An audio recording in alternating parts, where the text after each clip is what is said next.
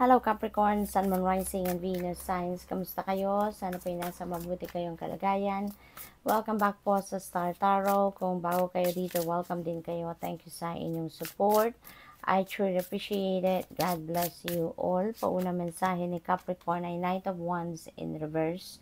Ayan, so maaring merong fear, no, na nararamdaman ang iba sa inyo dito. Dahil siguro din alam mo yun, yung parang siguro hindi buo yung inyong loob dito, Capricorn, kung ano ang inyong gustong gawin. Maybe hindi kayo makapag-take action, right away, kasi tinitimbang-timbang pa siguro ninyo kung kaya ninyo or hindi. And maaaring namamayani sa inyo yung takot, no? Yung kaba na papaano kung hindi ninyo mapanindigan, papaano kung hindi mag-come to fruition, no? Siguro mga ganon. We have justice. You're getting what you deserve, Capricorn. Kung ano yung para sa'yo, yun ang makakamit ninyo sa ngayon. And the justice will be served then sa inyo. If you're dealing with the legal system sa ngayon, kung meron kayong pinaglalaban sa korte, rest assured that you are getting the resulta na pabor para sa inyo, no? There could be balance then na babalik na sa buhay ninyo. Maaari kasi na meron kayong mga imbalances then in the past sa buhay ninyo, pero ngayon maisasaayos nyo na ang lahat. Babalik na din ang balanse. Maaayos mo na din ang inyong mga sitwasyon. There is travel dito, travel home ito, Capricorn. Uuwi kayo sa pamilya ninyo. Maybe you're going to visit your kids, your husband, your wife, your parents, no? You're coming home to your family, no, for a visit. Probably then, meron ditong pagbabalik, no? Meron ditong magbabalik, should I say, na tao din sa inyo. So, siguro, sa pag-uwi ninyo sa kung saan man kayo uuwi, no? Maybe you're going to, you're going to meet again, no? Those people that you have history with. Maaaring ito yung mga dati ninyong kaibigan, maaaring ito ay dati ninyong jowa, maaaring mag-cross muli ang inyong landas, at maaaring yung mga taong ito mag-try na muling pumasok or bumalik sa buhay ninyo. So, possible na merong ganun din ang ganap dyan. We have Queen of Swords. Ayan. So, dito naman, you're going to be realistic. You're going to be truthful. Sa ngayon, maaaring related ito sa mga pakikipag-usap. Maaaring meron ditong transactions kayo na gagawin with another person or with a group of people. At dito, talagang sasabihin ninyo dito kung ano yung totoo, kung ano yung totoo ninyo nararamdaman, ano yung iniisip ninyo, ano yung sa tingin ninyo ay tama at dapat nilang malaman, no? So, you're going to be honest dito. Knight of Cups, ayan. So, someone is going to ask you out, no, on a date. Kung single pa kayo, maaaring kung sino man ito magbabalik sa inyo, maaaring ito yung mag-offer sa inyo dito ng date or mag-offer sa inyo ng pagmamahal, no? Maaaring magta-try talaga ito na i-persuade ka muli, no? Magta-try ito na ma-convince kang muli na bumalik or pabalikin siya sa buhay ninyo, no? There is also, aside from offer of love dito, there is an apology siguro na maaari ding lumapit sa inyo. Siguro someone is going to ask for your forgiveness, someone is going to say sorry dito, no? At maaring yan ay nakaraan na, no? Maaring merong nakapaggawa ng hindi masyadong maganda sa inyo in the past, no? At sa ngayon, maaring maglalakas ng loob na siya na humingi ng forgiveness sa iyo. Judgment energy in reverse. Ayan. So, maaring may mga chismis dito, no? It's either chismis ang ma-receive ninyo or chismis yung pag-uusap, no, na you're going to engage in. Siguro meron ditong chika-chika, no, about someone. Maaring ito yung magiging subject ng usapan ninyo with another a group of people or another person. So, yun ang ganap dyan. So, good luck. That's all I have for you for today. Thank you for watching. Love and light. Namaste. Hello Virgo, Sun, Moon, Rising, and Venus signs. Kumusta kayo? Sana po ay nasa mabuti kayong kalagayan. Welcome back po sa Star Tarot. Kung bago kayo dito, welcome din kayo. Thank you sa inyong support. I truly appreciate it. God bless you all. Unang mensahe ni Virgo ay Page of Pentacles in reverse. Ayan. So, maaaring merong hindi masyadong magandang balita dito na matanggap kayo. May mga unexpected changes din na maaaring mangyari, no? Hindi ninyo ito sukat akalain. Maaaring ganon na yun ang mangyayari, pero maaaring yun ang maganap dito for some of you. Ten of Pentacles, this is really beautiful din pagdating sa pera, no? Because maaaring meron ditong usapin ng paglay ng solid foundation ninyo sa inyong financial security, financial stability and security din dito for the long term siguro, yung inyong focus.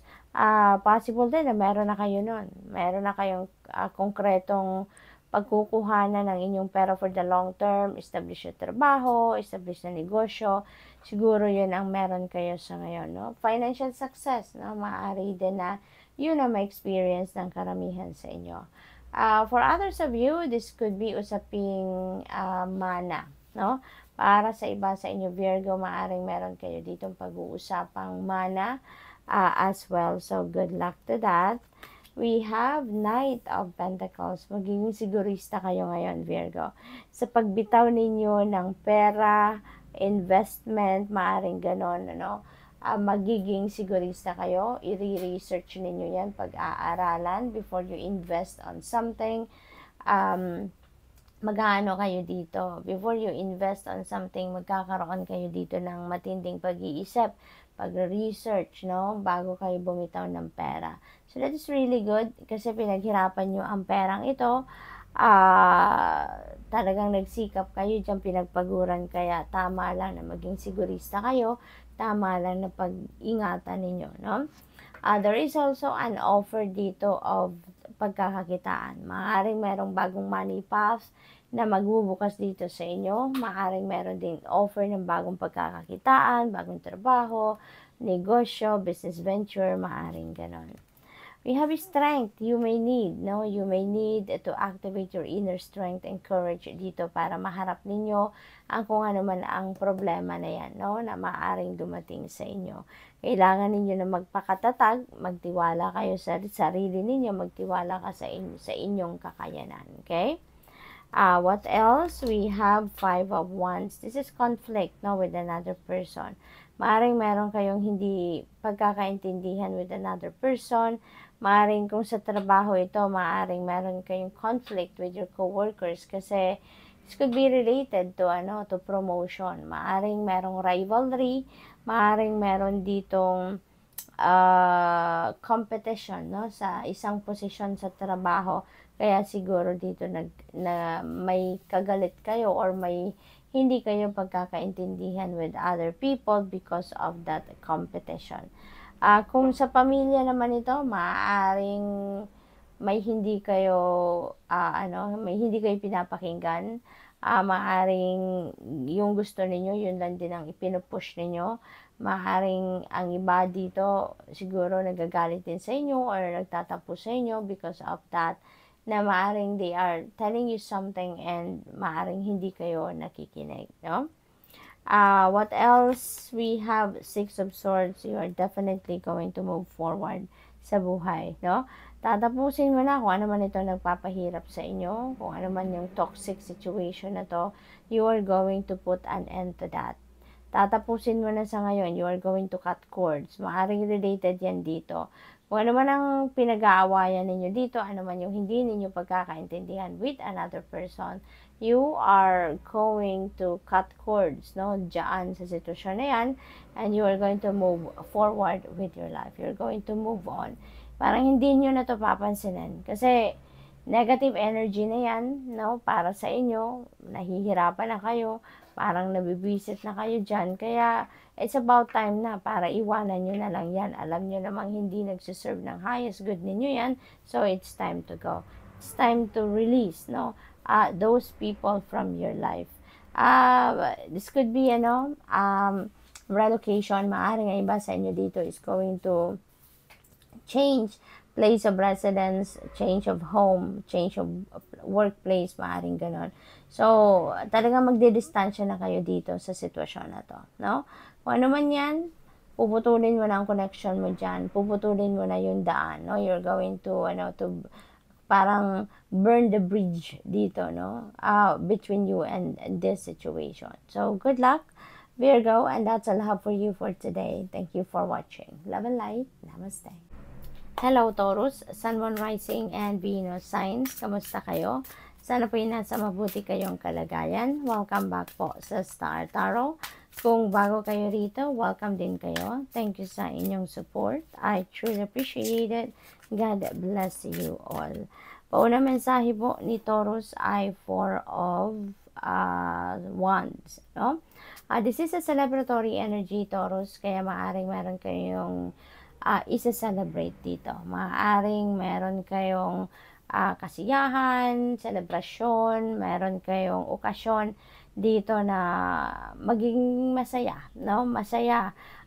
Maaaring okasyon ito ng pamilya, maaaring meron ditong kasalan, engagement party, birthdays, mga ganon. Or siguro tagumpay, no? Maaaring meron kayong success, meron kayong accomplishment or achievements na nakamit dito, kaya yun ang inyong isi-celebrate. We have 10 of Wands. This is ending and beginning energy, Taurus, kaya most likely kung ano man ang ginagawa ninyo dito, ano man ang pinagpo-focusan ninyo na nahihirapan na kayo, you're going to put an end to that, no?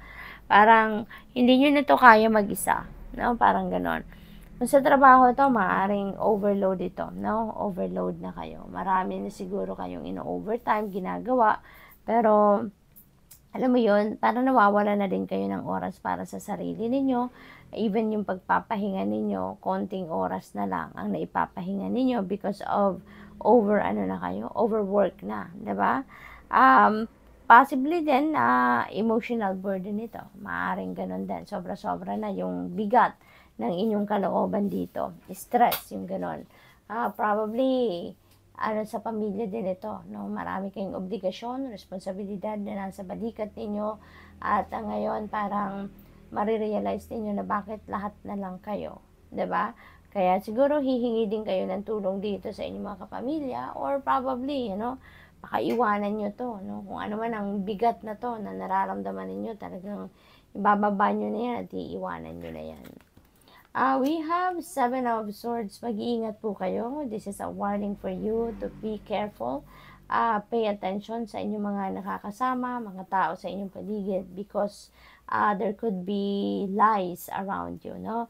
This is the energy of cheater, liar, and stealer. Kaya be observant, no? Obserbahan ninyo yung mga nangyayari sa paligid ninyo. Huwag kayong masyadong magtitiwala agad sa mga sinasabi ng iba. Huwag kayong magtitiwala agad sa mga bulong sa inyo, kung ano lang yung inyong nakikita, no? Gamitin nyo dito ang inyong intuition. Kasi if there is something off key with a person, or doon sa inyong sitwasyon na kinabibilangan, no? Meron kayong mararamdaman discomfort, no? Your intuition will send you a signal na merong mali, no? Kaya magiging pag-iingatin kayo. 2 of Swords, merong decision making dito na kinakaharap ang iba sa inyo, Taurus, pero hindi pa rin kayo makapag-desisyon dahil hati siguro yung isip at ang bulong ng puso ninyo, no? Maybe you are torn, kumbaga, hindi ninyo malaman kung alin yung susundin ninyo, yung gano'n. Kaya importante dito ang inyong intuition. Listen to your intuition, kasi it will always lead you to the right direction, Igagabayan kayo nito kung saan ang tama, kung ano ang best para sa'yo. What else? We have King of Cups. You may need an advice, from other people.